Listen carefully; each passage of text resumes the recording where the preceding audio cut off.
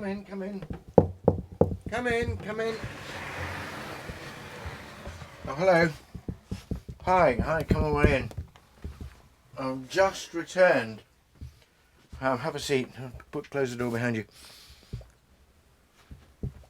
I'm just returned from a 3-day walking pilgrimage in the beautiful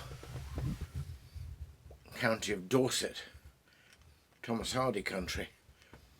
But I was there with two of my oldest friends following that, I think, all the St. Edward's Way, the young St. Edward king and martyr, who was martyred in the 970s. And it was quite a challenging walk because we had some pretty inclement weather, but part of it was absolutely beautiful. Just the England of the Shires, perfect. These wonderful fields, long hedgerows, old greenways, ancient tracks, magnificent sheltering oaks. We had to shelter under several of the sheltering oaks because there was a lot of autumnal rain. And of course these walks, I've got this is this exquisite Jason Patrick pipe I've got out again. Such a pleasure.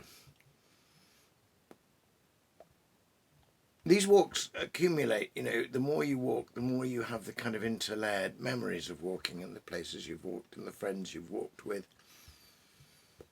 Anyway, I will write something about this walk at some point, probably tomorrow, because it'll be due for my Poets' Corner column. But I thought in the meantime, just seasonally, I might read you a bit from the most recent collection of these little essays I write. This one's called Sounding Heaven and Earth, and the cover picture, I was thrilled to be allowed to use this. This is the contemporary artist Roger Wagner, who's a real mystical painter, I think, and this is a vision of the harvest field, and I'm going to read you a piece about harvest, with the angels reaping. And it's very much in the tradition of Samuel Palmer and I think William Blake. In fact, I have a lovely print of this very piece, but he gave me permission to use it on the cover of this book. Anyway, I thought just because it's seasonal, the harvest is now in, but this is a piece in which I reflect on having walked over the whole season, everything from seed time to harvest, along the edges of the same field.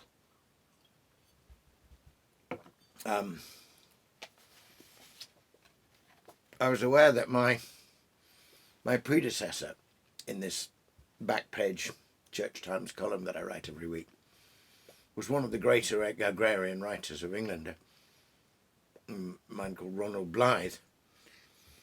And whilst I write often about poetry, I try every so often to keep that tradition he had of wonderful observation of the countryside.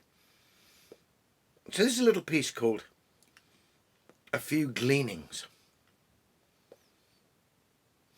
They've harvested the field of wheat alongside which I walk every day, for my path lies between the long field and the river, just as Tennyson observed in The Lady of Shalott. On either side the river lie long fields of barley and of rye that clothe the wold and meet the sky. Through the field the road runs by to many-towered Camelot, it. Or in this case, not fields of barley or of rye, but of wheat. I've watched it through all its changes. From the sown seed in the dark bare earth, some of it fallen on the pathway and snatched by the birds, through to the first tender shoots of green, then the rich green carpet, at first like grass, but soon growing steady and sturdy, and then most beautiful of all, the gradual change in this last month from green to gold, that rich gold, brighter under the dark skies of the field, ready for harvest, the kind of glowing, numinous gold that Samuel Palmer and latterly Roger Wagner have so excelled in painting. And there, of course, is that very colour. Have so excelled in painting.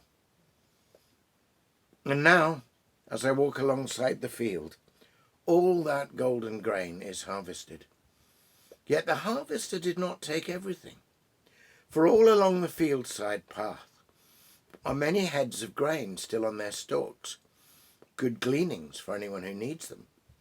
I pick up a golden stalk and rub it in my hands, the chaff falling easily from the grain and blowing away. And I feel as though I had the whole gospel, with all its long reach back into earlier scripture, lying open in the palm of my hand. Here are just such field edge gleanings as Boaz left for Ruth, that she might, in Heaney's phrase, glean the unsaid off the palpable and understand her welcome, and that together they might begin that line of descent that led down to David and beyond. And so they first made sacred the little town of Bethlehem, so that in Bethlehem, which means the house of bread, the bread of life might be born. And here in my hand were just such heads of grain as Jesus and his disciples once plucked on a Sabbath to stave off hunger, citing David as their precedent. And such a grain of wheat as Jesus, looking at his disciples, might have let fall to the ground through his fingers when he spoke of his coming passion, and said to them, "Very truly I tell you, unless a grain of wheat falls into the earth and dies, it remains just a single grain. But if it dies, it bears much fruit."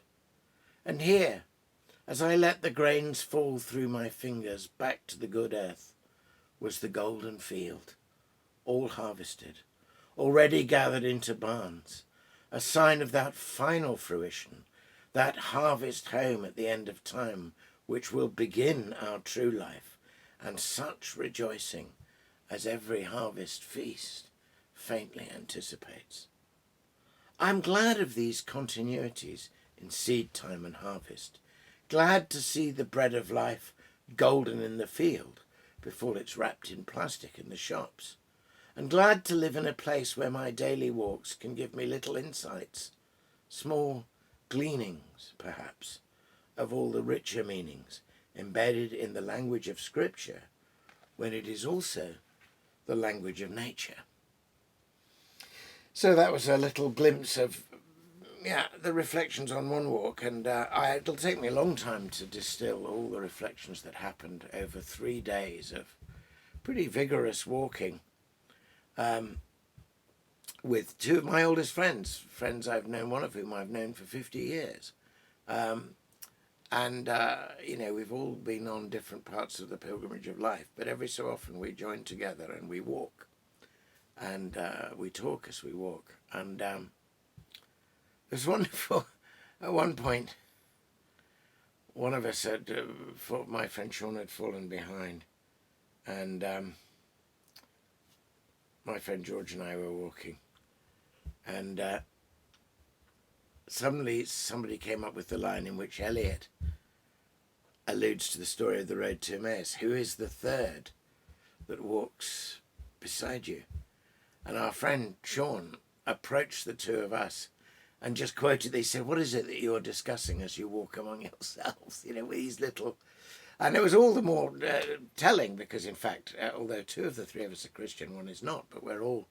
And one of us is Anglican and one of us is Catholic and one of us is a highly academic agnostic. But we've all known each other and we're all companions on a walk. And we break bread together. And I think sometimes, as it were, whether he's known and acknowledged or unknown and unacknowledged, Jesus comes close and walks with us. And that's all to the good.